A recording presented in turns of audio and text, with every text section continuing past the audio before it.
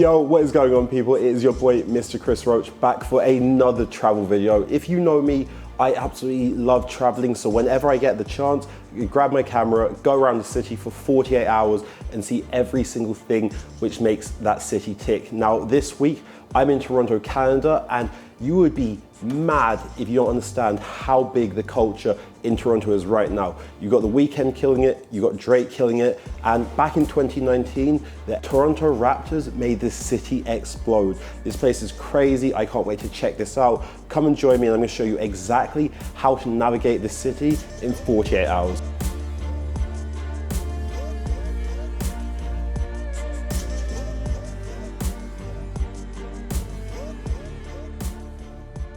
So let me talk to you about accommodation, because when you get to Toronto, you're gonna have to make the decision. Am I gonna stay in an Airbnb or am I gonna stay in a hotel? And me being the sort of person I am, I don't need a swimming pool, I don't need the luxuries, I don't need a bellhop to welcome me home every single day. So we started looking around and we said, let's go downtown, because downtown's where all the good restaurants are, it's where all the good spots are, and the nightlife is great to be around. So we're looking at the prices and we found the average price for a 2-bedroom, 2-bathroom with a balcony in downtown Toronto will only set you back £750, and it's in a safe environment, it's sleek, it's sophisticated, it's the sort of place that you can have guests back to after a night out. I actually felt by the end of this trip that I underpaid for this place. So now we got you a dope place to stay, you're looking good, you're feeling good. We gotta figure out exactly where you're gonna eat, because for me, that's the most important thing when I go abroad. Canada, and especially Toronto, is known for their food. I'm gonna start off with a recommendation, which is me throughout. It's called El Catrine and it's in the Distillery District. It's this authentic Mexican place and it's got Canada's largest collection of mezcal and tequila. Pretty much everything I'm about, but what they do is they put it in this special watermelon margarita. Absolutely bangs. And on the food side of things, you gotta try the pastor, it's salsa verde, it's some shaved pork on an authentic corn tortilla. And then we also got the Baja fish. That was as fresh as you can get. Loved every moment of it. Then we headed over to Cost, and Cost is that bougie sort of brunch place which you're gonna go to. It's the sort of place that you're gonna see on IG. White decor, it had its own swimming pool. The food was all right, it was expensive, but once you get up there, you're gonna see the panoramic views of the city, and you're gonna know exactly why I gave you this recommendation.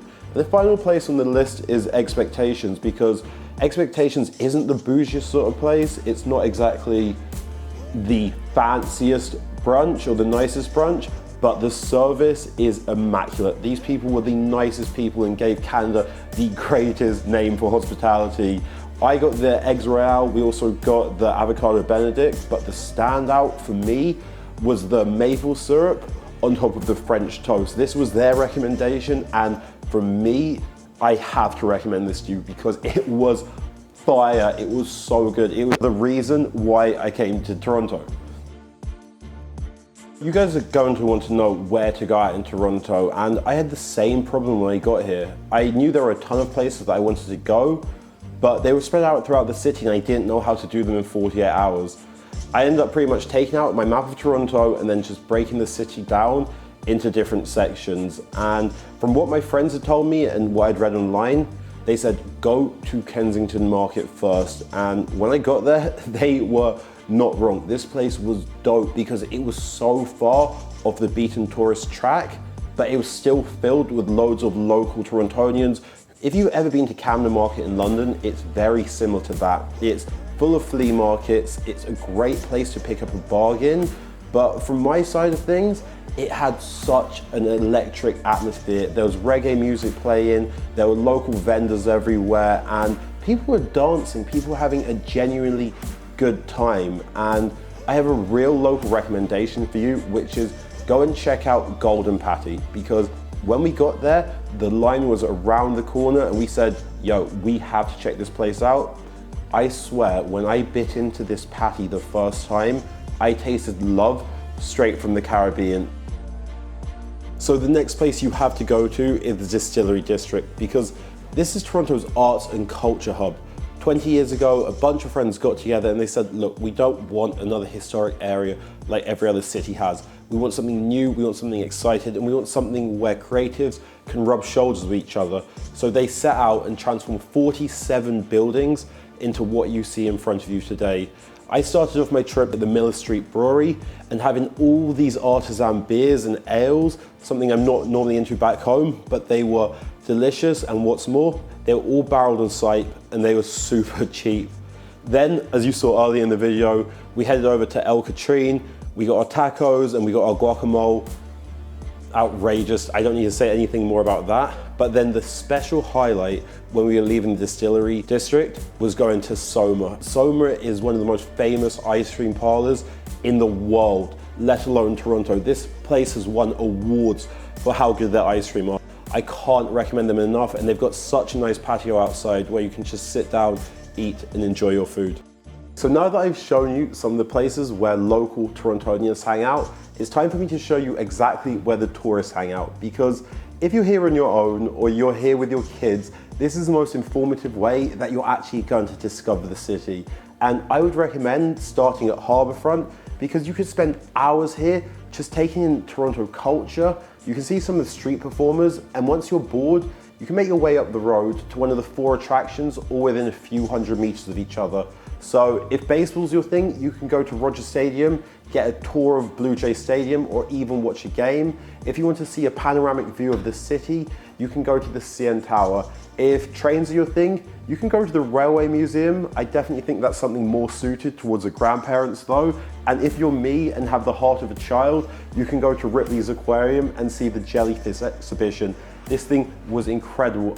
I have no words to describe how beautiful these like luminous jellyfish moving around were, but I loved every single moment of it. All the staff in there were super friendly, and they even let me pet some of the animals at the end. Now, if you're looking for the perfect way to spend a summer's day in Toronto, you're going to want to start by taking a picnic to Trinity Bellwoods Park. We didn't actually have a picnic, so we just went to the Greek restaurant around the corner, got some souvlaki, got a Greek salad, and headed back in the park and just unpacked. This park is perfect, and it's a great way to discover the different cultures between Toronto and London, because in London, people would be playing football, people would be playing rugby. Over in Trinity Bellwoods, people were playing slam ball, and they were also playing hacky sack, a mile away from British culture. After a few hours of just watching people, I started to feel a bit peckish again, so I just headed to the corner of Trinity Bellwoods Park and Queen Street East and went to Nadej Bakery and got some macaroons. I didn't realize before I went there that this is actually one of the most famous patisseries in the world, and their macaroons have been rated as highly as the macaroons at Lauderay in Paris. Obviously, after all that food, you're going to feel full and going to want to walk it out. Queen Street East provides a perfect location because behind the alleyways, you can find walls and walls of graffiti. They had satire, they had comedy. I loved it. These were some really world famous artists. So it's now the evening and you're going to want to go see the sunset somewhere, and I honestly couldn't recommend anywhere else apart from Riverdale Park. You're going to have to travel a bit out of the city, so it may be a $10 Uber ride from downtown Toronto, but once you get there, make sure to sit on the slope and you're going to have the most amazing view of the sunset setting over the CN Tower and the rest of downtown Toronto. And you know me, I like to go for a drink, like to go clubbing in the evening, so I would definitely recommend heading down to King Street, probably around 10 p.m, and you're going to want to make a reservation for whatever patio you're going to, because Fridays and Saturday nights get busy. I could recommend going to Mavericks because you get the most amazing drinks, and for those Instagrammable moments, they have this tower drink, maybe 8-9 drinks, and you can fill it up with margaritas, you can fill it up with mojitos. This thing will wipe you out, and you can definitely share it between 4 people.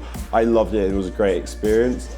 Anyway, I hope you guys liked this video, and honestly, do check out downtown Toronto if you can. The people were so friendly. I loved every moment about it, and I can see why so many people talk about the city and why it's gonna be so up and coming. Peace.